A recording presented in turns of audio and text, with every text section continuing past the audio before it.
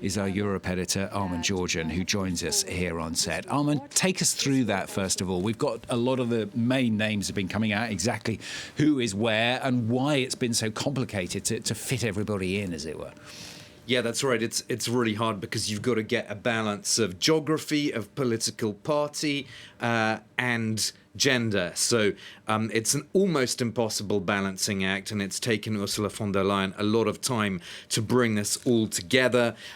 So she started this press conference by sort of focusing on one issue which has been very dominant, and that's gender balance. She said there are 11 women in this new commission, which is 40%, so not as much as she hoped, but better than what she started out with, which was only 22% women based on the initial nominations. One interesting thing she's done, Stuart, is she's kind of flipped the balance between the sort of main members of the college and as it were, the top six, even though she says everybody is equal. But of course, there are these prestigious roles, which is the executive vice presidency. And there are 6 positions within those executive vice presidencies. And what she's done is, if she's basically kind of put more women in those roles to make up for the lack of women elsewhere. She's also put in more socialists into those top 6 than there are in the rest of the college, again, to make up to some extent for the political imbalance. If you take the political parties as a whole, what you've got in this commission is 13 members of the European People's Party. That's the party of Ursula von der Leyen, so the centre-right. You've got 4 socialists and 5 Renew being the centrist party, which, for example, President Macron's MEPs are part of that group in the European Parliament. So that's the reason I mention this, Stuart, is because the balance of political parties within the European Commission is actually quite different from the European Parliament. Because if you take the European Parliament, you've got the socialists, who are the second largest group based on the results of the European election on June the 9th. But if you look at the European Commission, the socialists actually hold fewer portfolios than Renew, whereas in the European Parliament, Renew is a smaller bloc than the socialists. So the political balances are quite different in the European Commission than they are in the European Parliament, and that, I think, sets up some interesting questions about what will happen during the hearings, because all of these commissioners have to go through hearings in the European Parliament to be confirmed in their jobs. You use that phrase, interesting questions. One of the interesting questions over the last 24 hours is who is going to be France's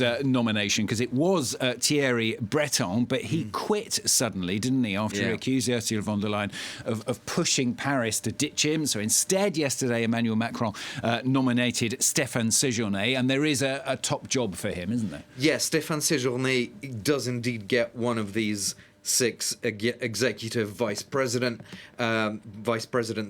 positions, and Ursula von der Leyen very complimentary about him, saying she knows him very well, that she worked with him closely when he was head of the Renew bloc in the European Parliament for 5 years, and she's obviously trying to draw a line under this drama surrounding Thierry Breton, the former French commissioner, and completely dodging the reporter's question, frankly, when she was asked, did you push him out? Did you ask France to withdraw his name at the last minute?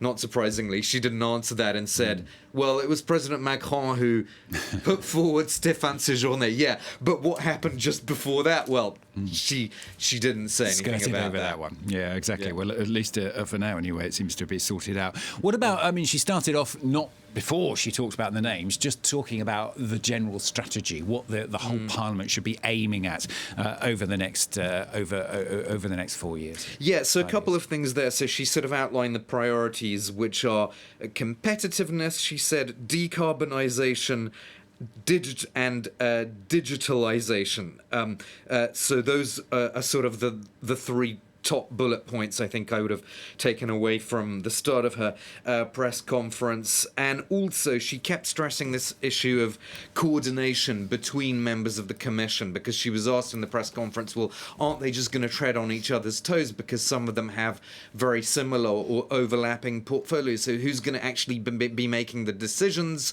She didn't have a clear answer on that as to, well, who actually is the final arbiter. She just stressed this sort of principle of collegiality, but also the fact that all these policies affect each other. And in that sense, to sort of underline that point, she stressed the report, which has got a lot of attention, Stuart, in the recent days, which is by Mario Draghi, the former Italian Prime Minister, who talked about how we need all these policies in Europe that really support each other, because digitalization is so closely linked to, say, carbonization, which in turn is linked to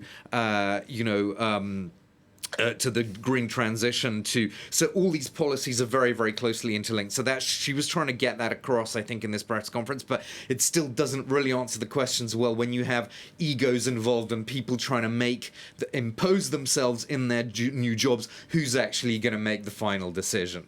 Armen, thanks very much. Armen, Georgian, our Europe editor, they're steering us through those announcements that Ursula von der Leyen has been making.